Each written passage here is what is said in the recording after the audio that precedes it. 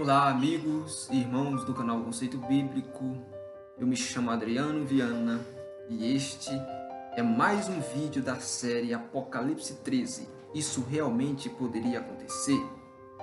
Nós já estamos aqui em um outro vídeo trazendo à tona o tema a posição de Agostinho sobre a igreja e o Estado.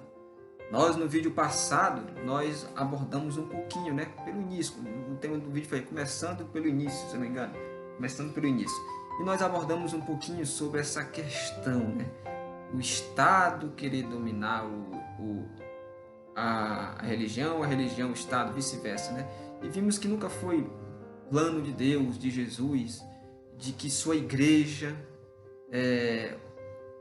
tomar-se o poder político para poder impor suas doutrinas, Nunca foi plano de Deus. Mas isso, antes desse período lá da época de Constantino, existia na igreja uma perseguição ferrenha contra o povo de Deus. E nesse período era bênção, As armas, perseguições, as fogueiras eram bênção comparado agora à ameaça que estava chegando para a igreja, porque agora vagarosamente, para poder agradar tanto a cristãos como a pagãos, foi se misturando muitos ensinamentos, inclusive essa ideia de que a igreja tem que impor suas doutrinas e que o Estado tem que se unir com a religião, porque a religião vai dar ao Estado o apoio moral que o Estado precisa. Então, nós vamos abordar hoje qual foi a posição de Agostinho. Não sei se você já ouviu falar de Agostinho, Santo Agostinho, sobre a igreja e o Estado. Porque foi da interpretação dele, das profecias, inclusive de Daniel, que levou com que a igreja romana adotasse essa ideia que ela tem de que a igreja tem que se unir com o Estado. E que eles muitas vezes são até contra nessa questão de liberdade religiosa. Porque o conceito da igreja como força política, esse conceito ganhou justamente forte apoio teológico desse homem conhecido, o nome verdadeiro dele de Aurélio Agostinho, que veio lá pelo ano 354 e até o ano 430, Aurélio Agostinho, conhecido também como Santo Agostinho, que foi um dos grandes bispos da igreja católica, que atuou ali no norte da África e ainda é considerado, e com razão, um dos maiores teólogos da igreja ou da história cristã. Então, para entendermos assim o pensamento de Agostinho no tocante à relação entre igreja e Estado, nós precisamos conhecer algo sobre sua compreensão das profecias. Pois foi a compreensão da profecia, a seu conceito sobre as profecias, que levou a esse entendimento de que devemos ter a união da igreja com o Estado. Porque durante os primeiros séculos da era cristã, os cristãos eles eram pré-milenaristas. Isto é, eles criam que Jesus voltaria no início dos 1000 anos de Apocalipse 20. Eles entendiam que o sonho ali de Nabucodonosor, que está registrado lá em Daniel capítulo 2, eles entendiam que representa a destruição, porque a destruição de todos os reinos terrestres que desaparecerão na segunda vinda de Cristo, no momento em que ele estabelecerá seu reino eterno. Porque veja só, em Daniel capítulo 2, o rei Nabucodonosor tem um sonho, com uma estátua, ele não lembra do sonho, mas vai chamar os magos, os encantadores, eles não dizem, não sabem interpretar, nem sabe qual foi o sonho que o rei sonhou, nem a interpretação. O rei então ameaça ele com o decreto de morte. Então foi dada a ordem para matar todos os sábios da Babilônia, e entre eles estava Daniel. Daniel pediu tempo ao rei, o rei concedeu esse tempo. Daniel foi, buscou a Deus junto com seus amigos Ananias, Misael e Azarias, buscaram a Deus, e naquele mesmo dia, naquela mesma noite, Deus deu o mesmo sonho para ele, ainda deu a interpretação do sonho. Daniel foi lá, e qual era o sonho? Era uma estátua, grande e extraordinária estátua, com 4 metais diferentes. A cabeça era de ouro, o peito e os braços de prata, o ventre e os quadris de bronze, as pernas de ferro, os pés misturados com ferro e barro, e de repente foi cortada uma pedra sem auxílio de mão e atingiu a estátua nos pés. Pois é. E aí Daniel interpreta o sonho, diz que lá, olha, a cabeça de ouro é Babilônia, os peitos, braços de prata é a Medopécia, os ventres e os quadris de bronze é a Grécia, os pés, as pernas de ferro é Roma, Império Romano, os pés de ferro misturado com barro é a atual Europa, né? A gente entende hoje que é a atual Europa dividida, os reinos da Europa que estavam divididos, eram fortes por um lado e fracos por outro, e acaba que eles nunca conseguiam se unir. E aí vem a questão da pedra que representa a volta de Jesus. Pois voltando a afirmar aquilo que eu falei, durante os primeiros séculos da era cristã, os cristãos eles eram pré-milenaristas, isto é, eles criam que Jesus voltaria no início ali dos 1000 anos de Apocalipse 20, né? E eles entendiam que o sonho de Nabucodonosor, lá registrado em Daniel 2, representa a destruição de todos os reinos terrestres e que desaparecerão na segunda vinda de Cristo, no momento em que ele estabelecerá o seu reino eterno, né? E se você for ver, em Daniel 2, versículo 44 a 45, diz assim, presta atenção na informação da profecia. Mas nos dias destes reis, ou seja, nos dias da França, nos dias de Portugal, da Itália, os reis estão representados lá pelos 10 artelhos dos pés da estátua misturado com ferro e barro. Pois no dia desses reis, o Deus do céu suscitará um reino que não será jamais destruído. Este reino não passará a outro povo, ou seja, ele seria diferente da Babilônia, Medopécia, Grécia, Roma, porque esse reino seria diferente, porque ele não passaria a outro povo.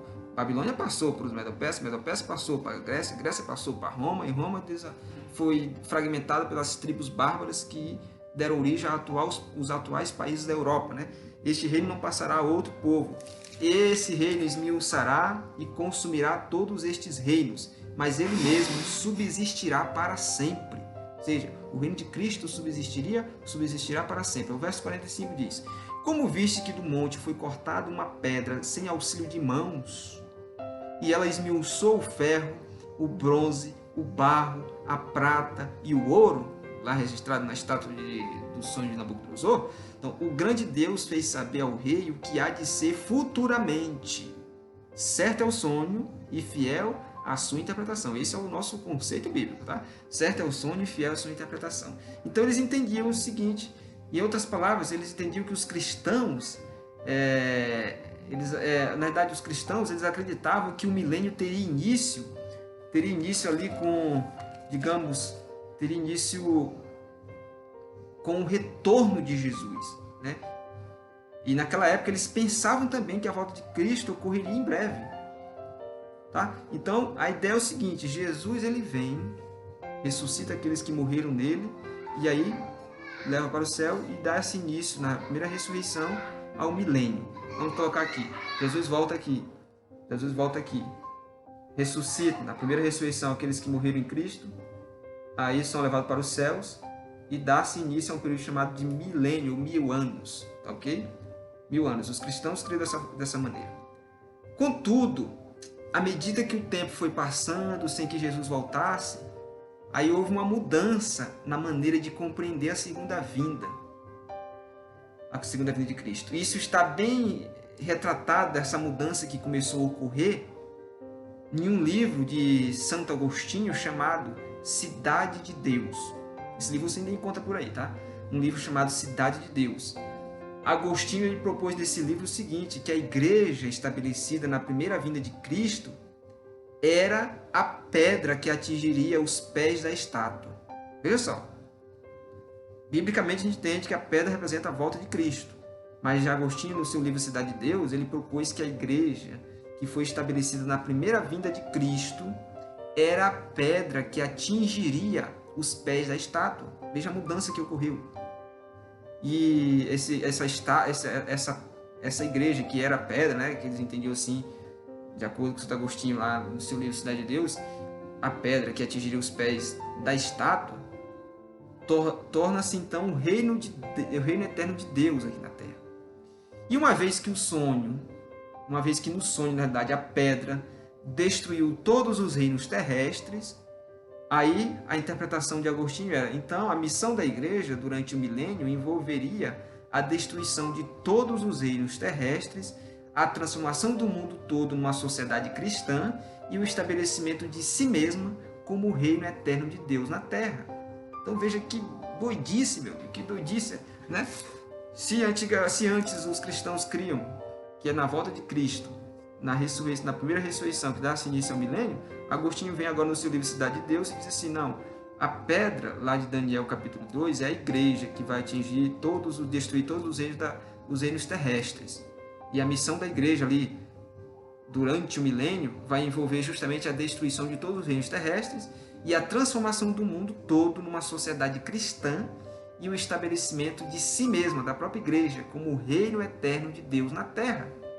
E por isso ele até afirma no seu livro, aí, abrindo aspas, ele diz o seguinte, ó, a igreja agora mesmo é o reino de Cristo e o reino dos céus. A concepção agostinha sobre esse tema, né? E disse Agostinho mais, ó, consequentemente, agora mesmo seus santos reinam com ele. Veja, o modo como Agostinho entendeu Daniel 2 e as implicações dessa compreensão para a missão da igreja, elas são muito, muito importantes. São importantes conceitos teológicos, os quais nós vamos retornar em outros vídeos, tá ok? Em outros vídeos. Mas, por enquanto, nós temos que entender o seguinte, que a interpretação profética de Agostinho, essa interpretação dele, que é uma interpretação equivocada, tá ok? Ela se harmoniza muito bem com essa relação ali estabelecida na época entre a igreja e o império. Por que a igreja perseguiu tanto? Matou tanta gente, levou tanta gente para a fogueira? Por causa justamente dessa concepção que foi implantada por Agostinho no catolicismo. Tá? Essa relação de igreja e o Estado. Se a igreja agora vai reinar e a igreja é o reino de Deus e elas vão ter que. E ela representa a pedra e essa pedra destruiu todos os reinos, então a igreja vai ter que destruir tudo aqueles que se opõem à igreja, que se opõem aos ensinamentos de Cristo, tá? Se opõe à igreja. Então eles tinham essas ideias. Eles até baseados em um texto que diz que Jesus falou, olha, faça-os entrar à força. Esse foi um dos textos que eles usavam para justificar a Inquisição, para justificar a tortura no passado daqueles que não apoiavam ou não aceitavam os dogmas da igreja. Os imperadores eles eram cristãos, o império era oficialmente cristão nessa época.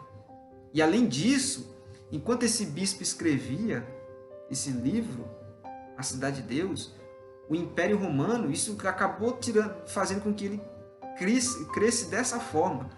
Enquanto ele escrevia esse livro, A Cidade de Deus, o Império Romano estava o quê? Nesse período? Vagarosamente se desintegrando. Por quê? Por causa das invasões das tribos bárbaras do norte, vindo do norte da Itália. Então, à medida que o poderio romano se enfraquecia, o poderio do Império Romano se enfraquecia, a igreja, ela se erguia ali, que é o chifre pequeno, né? O papado se erguia para preencher o vácuo político do Império Romano. Porque quando o Império Romano cai, das cinzas do Império Romano se levanta a Igreja Católica Apostólica Romana. E esse vácuo que foi deixado pelo Império Romano é preenchido agora pelo papado. Tá? Então, de modo geral, todas essas tribos bárbaras, e que reforçou ainda mais a teoria de Agostinho sobre que a igreja era pedra, então todas essas tribos bárbaras, por incrível que pareça, estavam se tornando cristãs. Menos 3, né, que foram dizimadas pelo papado.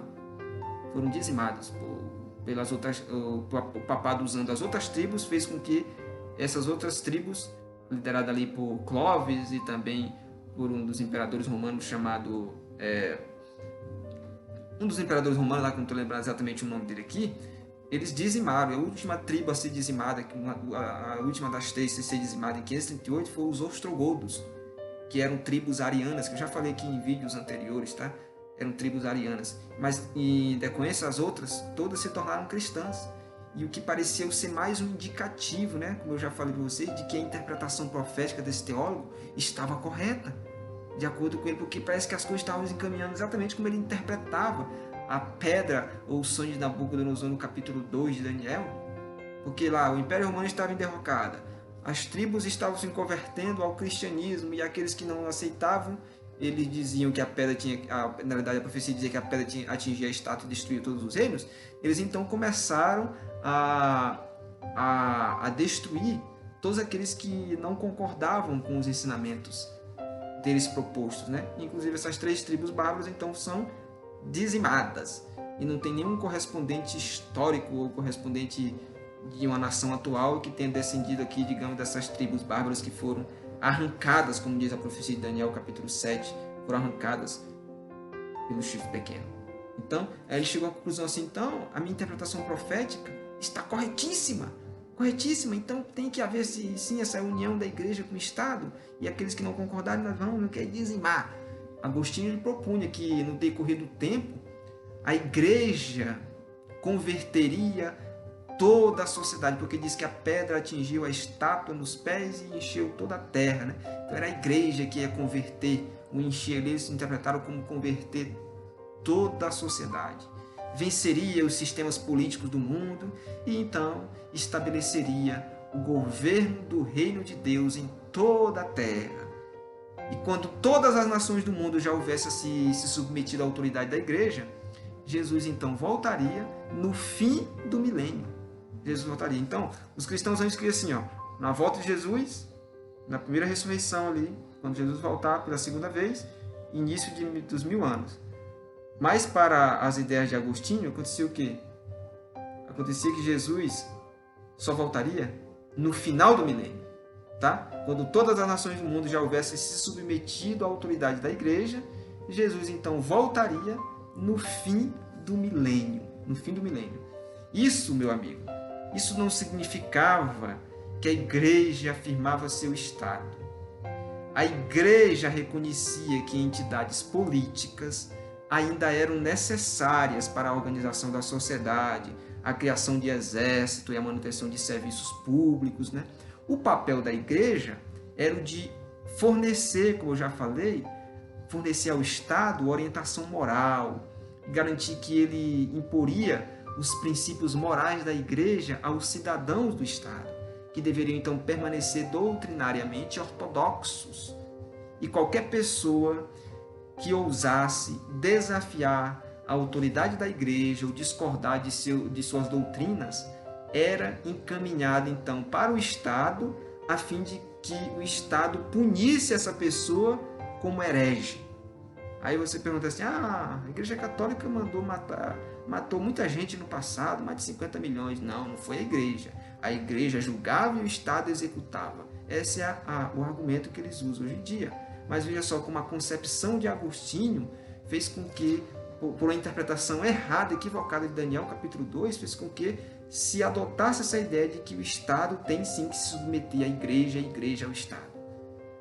Por isso, vamos vagarosamente aqui mastigando esse assunto espinhoso e nós vamos no próximo vídeo vou trazer mais detalhes agora sobre os 1260 anos. 1260 dias que representam 1260 anos em profecia, ok? Por isso, desde já eu te agradeço aí por ter ficado conosco até agora e para encerrar, eu encerro aquela nossa velha frase que nós temos que memorizar ela. Certo é o sonho e fiel a sua interpretação. Fique com a Bíblia que você não falha na interpretação da palavra de Deus. Amém? Nos encontramos no nosso próximo vídeo. Que o Senhor te abençoe e te guarde.